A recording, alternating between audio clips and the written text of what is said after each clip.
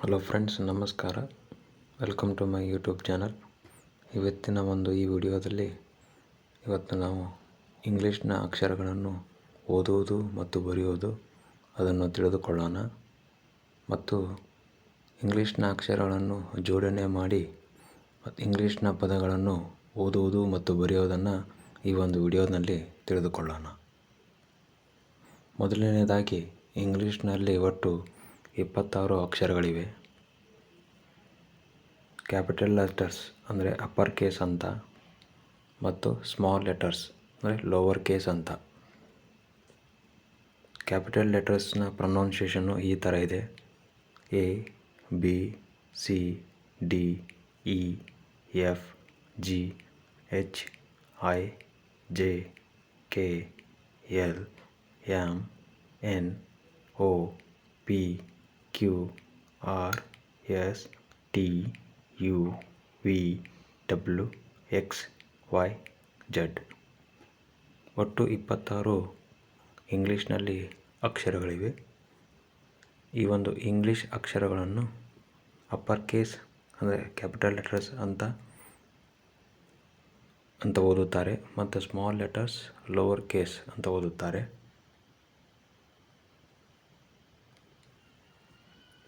ಇಂಗ್ಲೀಷ್ನಲ್ಲಿನ ಸ್ವರಗಳು ಅಂದರೆ vowels 5: A, E, I, O, U ಅಂತ.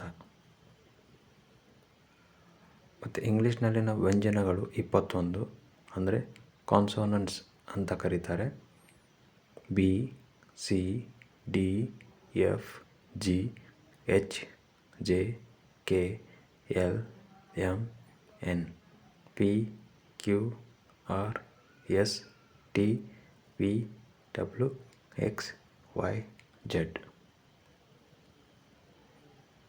ಫ್ರೆಂಡ್ಸ್, ಇವಾಗ ಕನ್ನಡದ ಸ್ವರಗಳು ಮತ್ತು ಇಂಗ್ಲೀಷ್ನಲ್ಲಿ ಬರೆಯುವುದು, ಓದುವುದನ್ನು ತಿಳಿದುಕೊಳ್ಳೋಣ. ಫ್ರೆಂಡ್ಸ್, ಇಂಗ್ಲೀಷ್ನಲ್ಲಿ ಎ ಅಂದರೆ ಕನ್ನಡದಲ್ಲಿ ಅ ಅಂತ ಅರ್ಥ ಮಾಡಿಕೊಂಡು ಓದಬೇಕು. ಅದೇ ರೀತಿ ಕೂಡ ಇಂಗ್ಲೀಷ್ನಲ್ಲಿ ಎ ಅಂದರೆ ಆ ಅಂತ ಅರ್ಥ ಮಾಡಿಕೊಂಡು ಓದುವುದು. ಐ ಅಂದರೆ ಇ ಅಂತ ಅರ್ಥ ಮಾಡಿಕೊಂಡು ಓದುವುದು. ಸ್ಮಾಲ್ ಲೆಟರ್ ಇ ಅಂತ ಬರೆದ್ರೆ ಇ ಅಂತ ಓದುವುದು ಕನ್ನಡದಲ್ಲಿ. ಯು ಅಂದರೆ ಉ ಅಂತ ಓದುವುದು. ಓ ಅಂದರೆ ಊ ಅಂತ ಅರ್ಥ. ಆರ್ ಯು ಅಂದರೆ ರು ಅಂತ ಓದುವುದು. ಇಂಗ್ಲೀಷ್ನಲ್ಲಿ ಸ್ಮಾಲ್ ಲೆಟರ್ ಇ ಅಂದರೆ ಕನ್ನಡದಲ್ಲಿ ಎ ಅಂತ ಓದುವುದು. ಇಂಗ್ಲೀಷ್ನಲ್ಲಿ ಸ್ಮಾಲ್ ಲೆಟರ್ ಇ ಅಂದರೆ ಕನ್ನಡದಲ್ಲಿ ಎ ಅಂತ ಓದುವುದು. ಎ ಐ ಇಂಗ್ಲೀಷ್ನಲ್ಲಿ ಬರೆದರೆ ಕನ್ನಡದಲ್ಲಿ ಐ ಅಂತ ಓದುವುದು. ಓ ಅಂದರೆ ಓ, ಓ ಅಂದರೆ ಓ ಅಂತಲೂ ಓದುವುದು. ಓ ಯು ಕನ್ನಡದಲ್ಲಿ ಔ ಅಂತ ಓದುವುದು. ಎ ಎಮ್ ಆ್ಯಮ್ ಕನ್ನಡದಲ್ಲಿ ಅಂತ ಓದುವುದು. ಎ ಎಚ್ ಹ ಅಂದರೆ ಕನ್ನಡದಲ್ಲಿ ಹ ಅಂತ ಓದುವುದು. ಮತ್ತು ಕನ್ನಡದ ವ್ಯಂಜನಗಳನ್ನು ಇಂಗ್ಲೀಷ್ನಲ್ಲಿ ಬರೆಯುವುದು ಮತ್ತು ಓದುವುದು. ಫ್ರೆಂಡ್ಸ್, ಇಂಗ್ಲೀಷ್ನಲ್ಲಿ ಕೆ ಸ್ಮಾಲ್ ಲೆಟರ್ ಕೆ ಅಥವಾ ಕೆ ಅಂತ ಬರೆದರೆ ಕನ್ನಡದಲ್ಲಿ ಅದು ಅರ್ಥ ಕೊಡುವುದು ಕ ಅಂತ, ಮತ್ತು ಕ ಅಂತ ಓದಬೇಕು. ಕೆ ಎಚ್ ಇಂಗ್ಲೀಷ್ನಲ್ಲಿ ಕೆ ಎಚ್ ಅಂದರೆ ಖ. ಸ್ಮಾಲ್ ಲೆಟರ್ ಜಿ ಇಂಗ್ಲೀಷ್ನಲ್ಲಿ ಜಿ ಅಂದರೆ ಘ. ಜಿ ಎಚ್ ಅಂದರೆ ಘ. ನ ಅಂದರೆ ಜ್ಞ. ಇಂಗ್ಲೀಷ್ನಲ್ಲಿ ಸಿ ಎಚ್ ಅಂದರೆ ಕನ್ನಡದಲ್ಲಿ ಛ ಅಂತ ಓದುವುದು. ಸಿ ಎಚ್ ಎ ಅಂದರೆ ಛ. ಜೆ ಅಂದರೆ ಕನ್ನಡದಲ್ಲಿ ಜ. ಜೆ ಎಚ್ ಅಂದರೆ ಝ. ಇಂಗ್ಲೀಷ್ನಲ್ಲಿ ಎನ್ ಅಂದರೆ ಜ್ಞ. ಇಂಗ್ಲೀಷ್ನಲ್ಲಿ ಅಕ್ಷರ ಟಿ ಅಂದರೆ ಕನ್ನಡದಲ್ಲಿ ಟ ಅಂತ ಓದುವುದು. ಟಿ ಎಚ್ ಅಂದರೆ ಠ ಅಂತ ಓದುವುದು, ಡಿ ಅಂದರೆ ಡ ಅಂತ ಓದುವುದು, ಡಿ ಎಚ್ ಅಂದರೆ ಢ ಅಂತ ಓದುವುದು, ಎನ್ ಅಂದರೆ ನ ಅಂತ ಓದುವುದು. ಇಂಗ್ಲೀಷ್ನಲ್ಲಿ ಫ್ರೆಂಡ್ಸ್ ಟಿ ಅಂತ ಬರೆದ್ರೆ ತ ಅಂತ ಓದುವುದು ಮತ್ತು ಬರೆಯುವುದು. ಟಿ ಎಚ್ ಅಂದರೆ ಥ ಅಂತ ಅರ್ಥ ಕೊಡುತ್ತೆ. ಡಿ ಅಂದರೆ ದ, ಡಿ ಎಚ್ ಅಂದರೆ ಧ, ಎನ್ ಅಂದರೆ ನ. ಫ್ರೆಂಡ್ಸ್, ಪಿ ಅಂತ ಇಂಗ್ಲೀಷ್ನಲ್ಲಿ ಬರೆದರೆ ಅದನ್ನು ಕನ್ನಡದಲ್ಲಿ ಪ ಅಂತ ಬರೆಯೋದು ಮತ್ತು ಓದುವುದು. ಪಿ ಎಚ್ ಅಂದರೆ ಫ. ಬಿ ಇಂಗ್ಲೀಷ್ನಲ್ಲಿ ಬಿ ಅಂತ ಬರೆದರೆ ಅದನ್ನು ಕನ್ನಡದಲ್ಲಿ ಬ ಅಂತ ಬರೆಯೋದು ಮತ್ತು ಓದುವುದು. ಬಿ ಎಚ್ ಅಂದರೆ ಭ. ಎಮ್ ಅಂದರೆ ಮ. ಇಂಗ್ಲೀಷ್ನಲ್ಲಿ ವೈ ಅಂದರೆ ಯ. ಇಂಗ್ಲೀಷ್ನಲ್ಲಿ ಆರ್ ಅಂದರೆ ಕನ್ನಡದಲ್ಲಿ ರ ಅಂತ ಬರೆಯೋದು ಮತ್ತು ಓದುವುದು. ಎಲ್ ಅಂದರೆ ಲ. ವಿ ಅಂದರೆ ವ. ಎಸ್ ಎಚ್ ಅಂದರೆ ಶ. ಅದೇ ರೀತಿ ಎಸ್ ಎಚ್ ಅಂತ ಇಂಗ್ಲೀಷ್ನಲ್ಲಿ ಬರೆದರೆ ಶ ಅಂತ ಓದುವುದು ಮತ್ತು ಬರೆಯುವುದು. ಎಸ್ ಅಂದರೆ ಕನ್ನಡದಲ್ಲಿ ಓದುವುದು ಮತ್ತು ಬರೆಯುವುದು, ಅದರ ಅರ್ಥ ಸ ಅಂತ ಬರುತ್ತೆ. ಎಚ್ ಅಂದರೆ ಹ. ಎಲ್ ಅಂದರೆ ಳ. ಕೆ ಎಸ್ ಎಚ್ ಅಂದರೆ ಕನ್ನಡದಲ್ಲಿ ಓದುವುದು ಮತ್ತು ಬರೆಯುವುದು ಅರ್ಥ ಅದು ಕ್ಷ. ಮತ್ತು ಜ್ಞ, ಡಿ ಎನ್ ವೈ ಎ, ಜ್ಞ. ಫ್ರೆಂಡ್ಸ್, ಇವಾಗ ಇಂಗ್ಲೀಷ್ನ ಪದಗಳನ್ನು ಬರೆಯುವುದು ಮತ್ತು ಓದುವುದು ಹೇಗೆ ಅಂತ ತಿಳಿದುಕೊಳ್ಳೋಣ. ಫ್ರೆಂಡ್ಸ್, ನಾವು ಕನ್ನಡ ಅಕ್ಷರಗಳನ್ನು ಸೇರಿಸಿ ಕನ್ನಡ ಪದಗಳನ್ನು ಬರೆಯುತ್ತೇವೆ.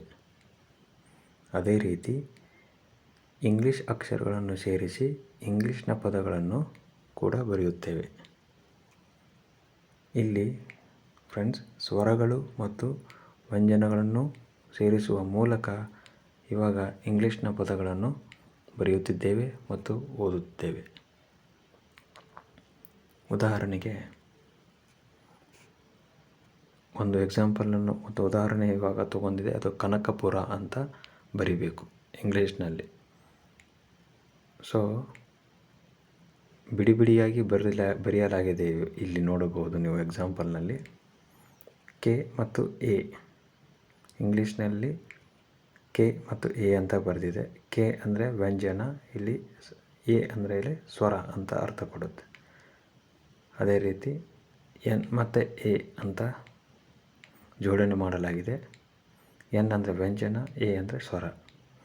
ಅದೇ ರೀತಿ ಮತ್ತೆ ಕೆ ಎ ಅನ್ನು ಜೋಡಣೆ ಮಾಡಲಾಗಿದೆ.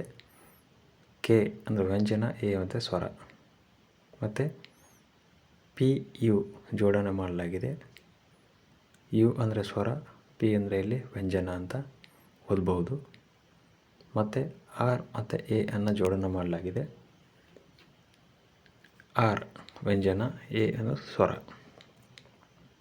ಸೊ ಇವಾಗ ಇಂಗ್ಲೀಷಿನ ಸ್ವರ ಮತ್ತು ವ್ಯಂಜನ ಪದಗಳನ್ನು ಅಕ್ಷರಗಳನ್ನು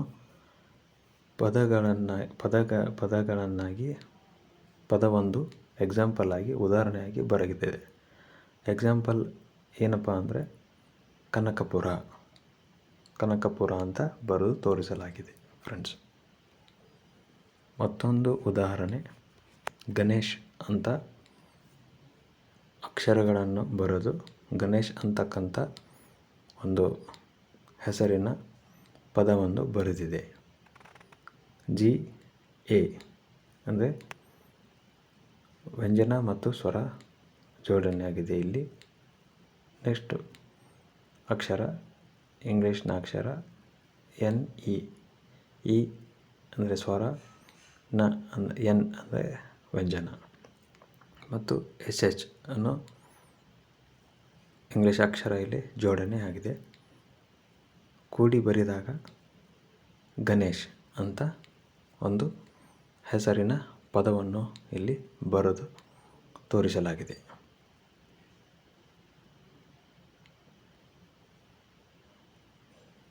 ಫ್ರೆಂಡ್ಸ್, ಅದೇ ರೀತಿ ಉದಾಹರಣೆಗಳು ಇಲ್ಲಿ ಬರೆದು ತೋರಿಸಲಾಗಿದೆ.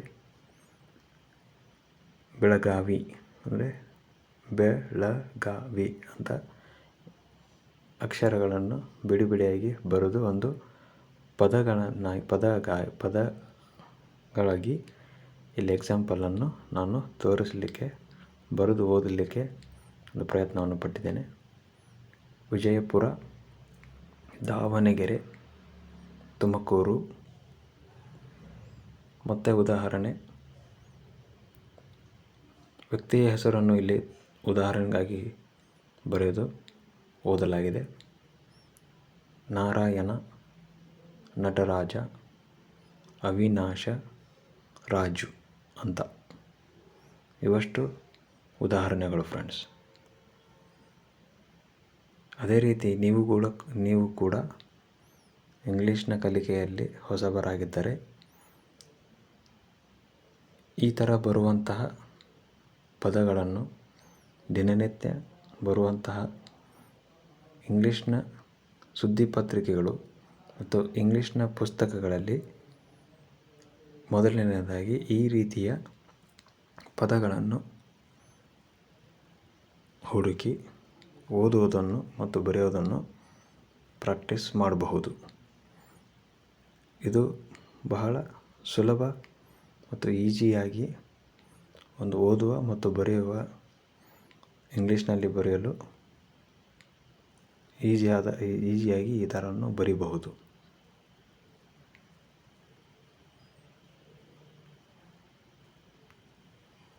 ಫ್ರೆಂಡ್ಸ್, ಮುಂದಿನ ತರಗತಿಯ ವಿಡಿಯೋಗಾಗಿ ಚಾನಲ್ನ ಸಬ್ಸ್ಕ್ರೈಬ್ ಮಾಡಿ ಮತ್ತು ಪಕ್ಕದಲ್ಲಿ ಇರತಕ್ಕಂಥ ಬೆಲ್ ಬಟನನ್ನು ಕ್ಲಿಕ್ ಮಾಡಿ ವಿಡಿಯೋವನ್ನು ನಿಮ್ಮ ಫ್ರೆಂಡ್ಸ್ಗಳಿಗೆ ಶೇರ್ ಮಾಡಿ. Thank you friends.